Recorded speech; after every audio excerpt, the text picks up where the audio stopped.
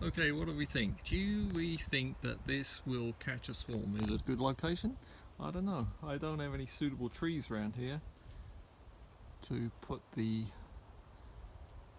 hive catcher, or the swarm catcher on, so I thought put it on the side of the RV.